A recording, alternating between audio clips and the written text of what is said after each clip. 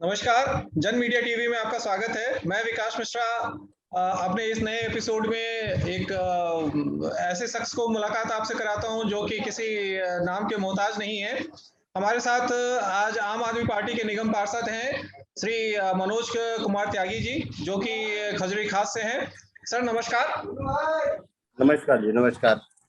Sir, हमारे viewers जानना चाहते हैं कि जो ये कोरोना महामारी है, उस पर्टिकुलर इस समय में आपके क्षेत्र में किस तरह से कार्य चल रहा है, लोगों की कैसे सहायता पहुंचाई जा रही है लोगों को, और इससे लोग कैसे जो है सो अपने आप को महसूस कर रहे हैं, इसके विषय में हम आपसे जानना चाहेंगे सर। विकास जी, देखिए, आज कोरोना काल है, सब लोग बहुत ज्यादा परेशानी से गुजर रहे हैं जी। एक तो लोगों के घरों में रोजगार नहीं है, क्योंकि घर में बैठे हैं लॉकडाउन के अंदर, व्यापार नहीं चल रहे, धंधे नहीं चल रहे जी। नौकरियां छूट गई हैं लोगों की। और ऐसे समय में काल का ग्रास बन के ये आई महामारी कोरोना, जिसने बहुत सारे मिलने वाले जुलने वाले मित्र, सखा, बंधु, रिश्तेदार, मतलब काफी घरों के अंदर ऐसा देखने को आया जहां त्रासदी हो गई है, जहाँ पे जनहानि हो गई है। जी। और उस जनहानि के चलते लोग मन से भी दुखी हैं और सही बताएं तो आर्थिक रूप से भी दुखी हैं। जी। ऐसे समय में जितनी उनकी मदद की जा सकती है वो अपने आप में कम है, लेकिन ऐसे में हमने एक छोटा सा प्रयास किया कि सबसे पहले स्वास्थ्य जरूरी है। अगर सब लोग ठीक रहे तभी पूरी सिस्टम को हम चला पाएंगे। ठीक बात है उसके सर। लिए हमने ऑक्सीजन जांच के लिए अपने तमाम कार्यकर्ताओं को हर गली में एक कार्यकर्ता चिन्हित करके उसको एक ऑक्सीमीटर दिया है। क्योंकि लोग क्या कर रहे थे कि ऐसे समय में जब आप देख रहे हैं कि हर चीज की ब्लैक मार्केटिंग बढ़ गई है बाजार के अंदर, जी। हर चीज को शॉर्ट कर दिया गया है, जो चीज बाजार में अवेलेबल हो सकती है उसको रोक दिया गया ताकि वो महंगे रेटों पे बिके। हमने ऐसे में ऑक्सीमीटर की बात जहां लोगों से सुनने में आई कि ऑक्सीमीटर जो है वो 1500 से 2000 रुपए का मिल रहा है, हमने उसको बिल्कुल मुफ्त लोगों तक पहुंचाने का काम कर दिया। हमने हर गली में एक कार्यकर्ता को ऑक्सीमीटर दे दिया और उसकी जिम्मेवारी लगा दी कि वो अपने गली के अंदर जितने घर हैं उन तमाम घरों में रहने वाले लोगों को ऑक्सीजन जांच करके उनको बताएंगे। और अगर किसी घर को आवश्यकता पड़ती है ऑक्सीमीटर की, किसी की तबीयत खराब है, स्वास्थ्य खराब है, किसी को बुखार है और उसको अपनी ऑक्सीजन जांच करनी है, तो वो वहां से हमारे कार्यकर्ता से उस ऑक्सीमीटर को लेकर के अपनी ऑक्सीजन जांच कर सकता है, उसको खरीदने की आवश्यकता नहीं है।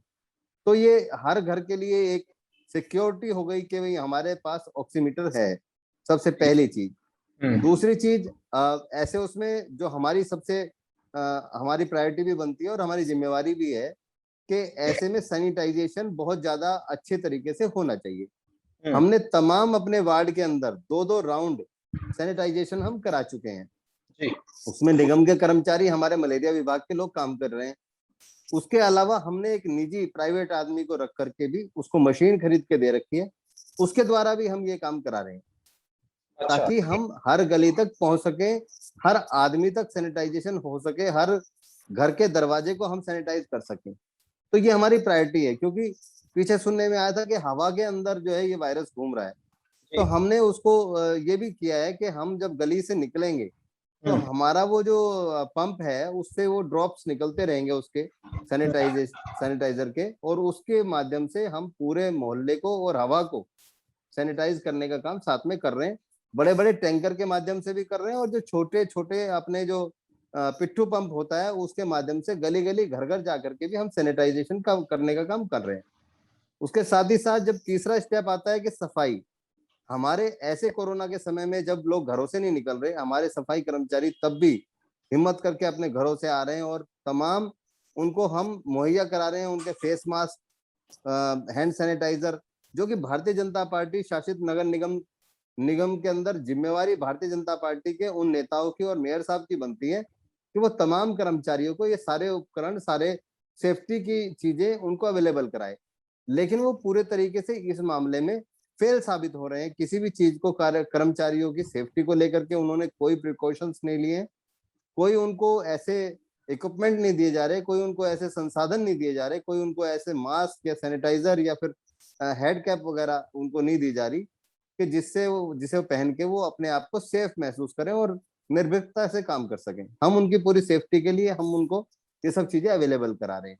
साथ ही गली गली मोहल्ले मोहल्ले जाकर के उनके साथ खड़े होकर के ताकि उनका हौसला न टूटे, उनको ये ना लगे कि इस कोरोना काल में ये नेता अपने घरों में बैठे हैं और हम यहाँ पे जो है गली गली सफाई की जिम्मेवारी हमें दे रखी है और हमें फोन पे ही गाइड करते रहते हैं, हमारे साथ कभी खड़े नहीं होते।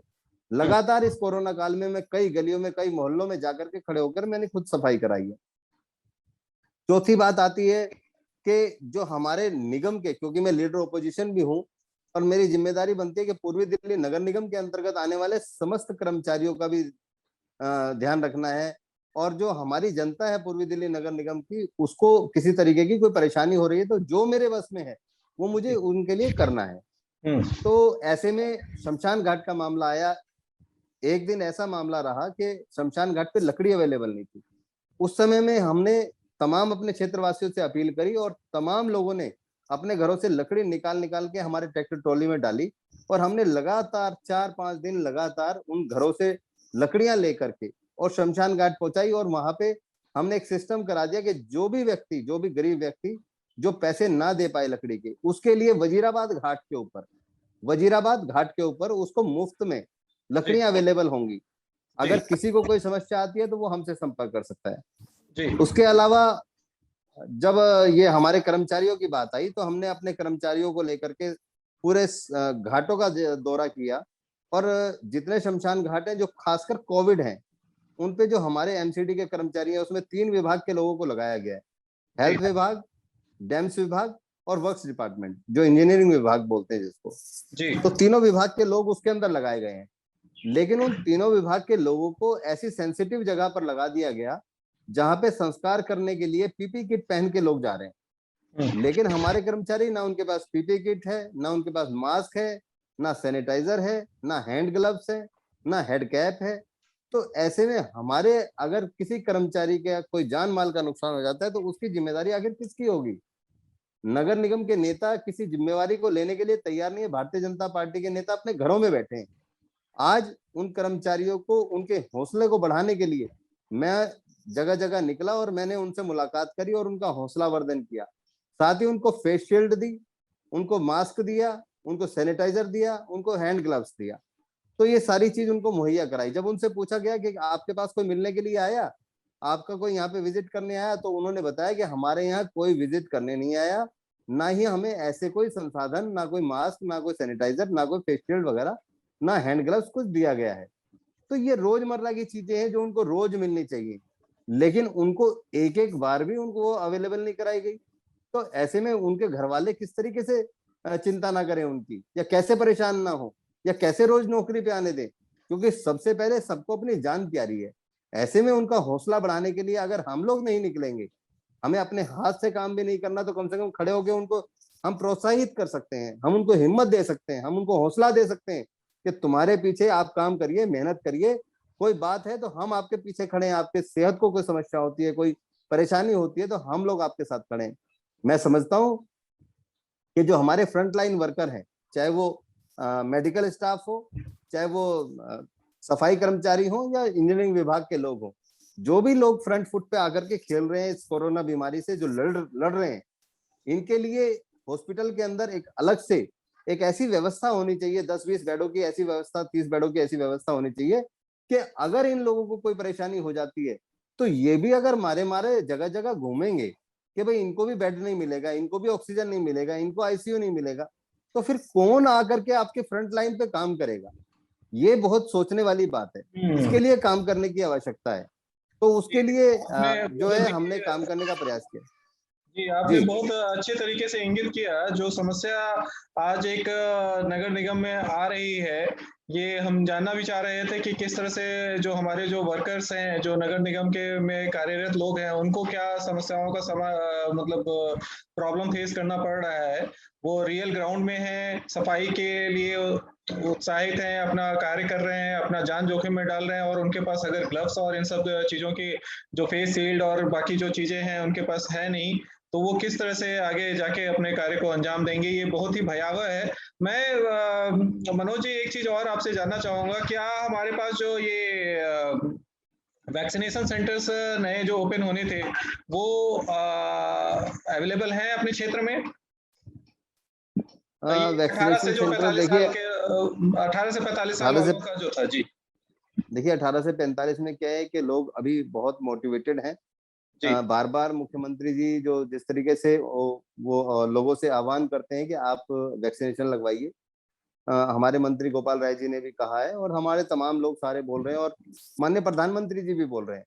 तो इसमें कोई ऐसी बात नहीं है, सब बहुत अच्छी तरीके से जो हमारा युवा वर्ग है वो चाहता है कि हम वैक्सीनेशन लगवाएं और वो सेंटर्स पे आने के लिए तैयार है। लेकिन अभी अभी क्या नए है कि जो वैक्सीनेशन सेंटर आपके पास आए हैं, आपके क्षेत्र में नए कितने वैक्सीनेशन सेंटर एक स्थापित हुए एक हैं? वैक्सीनेशन सेंटर हमारे यहाँ खजूरी गांव स्कूल में है। जी। दूसरे की मुझे जानकारी मिली है कि एमसीडी प्राइमरी स्कूल के अंदर खुलने वाला है। अच्छा जी। तो ऐसी मुझे जानकारी मिली है, आज ही मिली है बल्कि। अच्छा। क्योंकि जब 8 वैक्सीनेशन सेंटर ईडीएमसी में खोले गए हैं एमसीडी स्कूल्स में, हाँ तो हाँ। हमने भी रिक्वेस्ट करी थी कि हमारे यहाँ पर भी एक वैक्सीनेशन सेंटर या 2 वैक्सीनेशन सेंटर खोलने चाहिए। हाँ तो हाँ। मुझे कुछ बताया गया कि वो स्कूल का कुछ कमरों का क्राइटेरिया है कि इतना क्षेत्रफल होना चाहिए, बड़े होने चाहिए उस तरीके से। तो शायद हमारा कोई स्कूल उसमें फॉलो कर पाएगा उनको एलिजिबिलिटी में नहीं रूल्स को है। या नहीं कर पाएगा, एक अलग बात है। एलिजिबिलिटी उसकी किस तरीके से क्या हाँ होगी, तो वो हाँ। तो वो तय करेंगे वो लोग। लेकिन अच्छा। 8 जगह पे जो आज ये इस तरीके से ये शुरू हुए हैं एमसीडी स्कूल्स के अंदर, तो हमने भी कहा भाई हमारे यहाँ पे भी शुरू कराए जाए। और मुझे उम्मीद है कि जल्दी शुरू कराए जाएंगे ताकि ज्यादा से ज्यादा खुले और ज्यादा से ज्यादा लगाने की आप फैसिलिटी अवेलेबल कराएंगे तो मनोज लोग जी, तैयार हैं लगवाने के लिए। मनोज जी ये भी जानकारी चाहेंगे हमारे जो जन मीडिया टीवी के व्यूअर्स हैं कि आपके क्षेत्र के जो सांसद हैं, विधायक हैं, राज्य सरकार है और केंद्र सरकार है, इनमें और आपके निगम में कैसी सामंजस्यता है? क्या आपके क्षेत्रों के लिए ये पूरी तरह से संकल्पित हैं इस महामारी के समय? देखिए सामंजस्य तो वहां होता है जहां लोग होते हैं। अभी आप ये देखिए कि हमारे सांसद महोदय कहाँ हैं, मुझे नहीं जानकारी। हमने तो पिछले करीबन 3 महीने से उनको देखा नहीं है कि अपने क्षेत्र को लेकर के उन्होंने कोई स्टेटमेंट भी दी हो टीवी पे। तो टीवी पे ही नहीं आ पा रहे ये लोग, तो ग्राउंड पे तो क्या ही आएंगे। सबसे पहली चीज। दूसरी चीज, अगर एमसीडी की बात करें तो मुझे नहीं लगता कि हमारे एमसीडी के अंदर जो मेयर साहब हैं या स्टैंडिंग कमेटी चेयरमैन है या नेता सदन है, अभी कहीं उन्होंने दौरा करके किसी हॉस्पिटल का कोई जायजा लिया हो। हमारा स्वामी दयानंद अस्पताल एक बड़ा हॉस्पिटल हमारे ईडीएमसी क्षेत्र में आता है।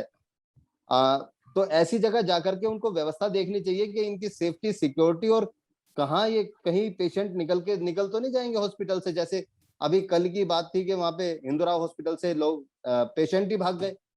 तो ऐसे में दूसरे लोगों को जान का रिस्क है, इस बीमारी को फैलने का रिस्क है। तो ये सारी चीजें देखने की और समझने की जरूरत है। लेकिन समझेगा कौन, देखेगा कौन और उनको दुरुस्त कौन करेगा? उनको दुरुस्त वो करेगा जो ग्राउंड पे होगा। जो होगा नहीं वो दुरुस्त कैसे करेगा? उसको जानकारी नहीं है कि परेशानियां क्या क्या आएंगी। तो ये लोग अभी कोई निकल के नहीं आ रहा। मेरी डॉक्टर से भी बात हुई, हेल्थ से रिलेटेड लोगों से भी बात हुई, डैम से भी बात हुई, शमशान घाटों पे गया, वहां पे भी बात हुई। मैंने अभी कोविड केयर में दौरा किया था स्वामी दयानंद अस्पताल में। एज ए लीडर ओपोजिशन मैं जानना चाहता था कि जो हमारे हॉस्पिटल के अंदर पेशेंट्स आ रहे हैं, क्या उनको सही तरीके से ट्रीटमेंट दिया जा रहा है? क्या उनको सही तरीके से एंटरटेन किया जा रहा है? क्या हमारा स्टाफ कोई उनके साथ बदतमीजी तो नहीं कर रहा? क्या उन लोगों को जो ट्रीटमेंट मिलना चाहिए वो मिला प्रॉपर, या उनके जो लेटने बैठने की जो व्यवस्था है वो दुरुस्त है या नहीं है? तो जब मैं गया तो लोगों का मतलब उनके अंदर एक बड़ा उत्साह था। उनको बड़ी अच्छा लगा कि भाई मैं उनके बीच में पहुंचा हूं। उन्होंने उस चीज की बड़ी मतलब खुशी जाहिर की और उनका हौसला बढ़ा कि हमें कोई देखने के लिए आया है या हमसे कोई हमारी कोई सपोर्ट करने के लिए आया है कि भाई आप किस तरीके से, आपका स्वास्थ्य कैसा है, आपको खाने के लिए अच्छा मिल रहा है नहीं मिल रहा, आपको ट्रीटमेंट ठीक से मिल रहा है, डॉक्टर्स का व्यवहार कैसा है। तो और कुछ हो ना हो, लेकिन उनके अंदर एक हौसला, एक जज्बा, एक उनके अंदर विल पावर मजबूत होती है कि नहीं, ऐसा नहीं है कि डॉक्टर्स और हमारे बीच में कोई है नहीं। अगर डॉक्टर हमारे साथ जो मर्जी करें या स्टाफ जो मर्जी करे या हम उनको कुछ भी बोल दें, ऐसा नहीं है। उसके अलावा भी ऊपर सुपरविजन करने वाले लोग हैं और वो देखभाल करते हैं, वो जानने की कोशिश करते हैं कि वास्तव में आपको सही ट्रीटमेंट मिल रहा है या नहीं मिल रहा। तो ऐसे में डॉक्टर्स का भी हौसला बढ़ा, जो हेल्थ कर्मचारी थे उनका भी हौसला बढ़ा, और जो पेशेंट बैठे थे और उनके अटेंडेंट जो मिले हमें, जिनसे हमने बात करी, उनका भी हौसला बढ़ा कि नहीं, ऐसा नहीं है कि अंदर कुछ भी हो रहा हो हमें पता नहीं चल रहा। तो आखिर नगर निगम के जो लोग हैं, जो लीडर ओपोजिशन है, वो दौरा करने आए हैं, देखने आए हैं, तो उससे कहीं ना कहीं चीजों को ठीक रहेंगी। अगर कोई खामी होगी तो उसको ये ठीक करने का प्रयास करेंगे। मनोज जी, मेरे पास अभी मात्र 2 मिनट है, क्योंकि नेक्स्ट हमारा एपिसोड अभी जी 5 बजे फिर से सेशंस में है। तो मैं चाहूंगा जी। कि 2 मिनट में आप हमारे जो व्यूअर्स हैं जन मीडिया टीवी के, उनको आप क्या मैसेज देंगे कि कोरोना काल में वो किस तरह का बिहेवियर अपना रखें, कि किस तरह से अपना मोटिवेशंस रखें, या किस तरह का दिनचर्या रखें, जिससे कि एक प्रिकॉशंस और अपनी जो जिंदगी है उसको वो संभाल पाए। देखिए, बहुत ही कठिन समय है। सबसे पहली बात तो मैं ये कहना चाहता हूँ, ऐसे में सबको एक दूसरे का सहारा चाहिए। जी। सबसे पहले आजकल लोग फेसबुक पे सब नेगेटिव चीजें डाल रहे हैं, तो मेरा सबसे अनुरोध ये है कि सब पॉजिटिव चीजें डालने के प्रयास करें। ये जान माल का जो नुकसान हो रहा है उससे सभी लोग परेशान हैं, सभी मेंटली डिप्रेस्ड भी हैं। कहीं ना कहीं लोगों के दिमाग में डिप्रेशन का प्रेशर बढ़ता जा रहा है। मैं ये चाहता हूं कि सारे लोग पॉजिटिव चीजों को करना शुरू करेंगे तो एक पॉजिटिव माहौल क्रिएट होगा। और उस माहौल के अंदर पहली चीज क्या है कि जो हमारे पड़ोस में गरीब आदमी है, जो भूखा है, उसका हम ये प्रयास ना करें कि कोई जनप्रतिनिधि आएगा, कोई सरकारी आदमी आएगा, कोई राशन की दुकान से कोई आदमी आएगा तो इनको राशन देगा।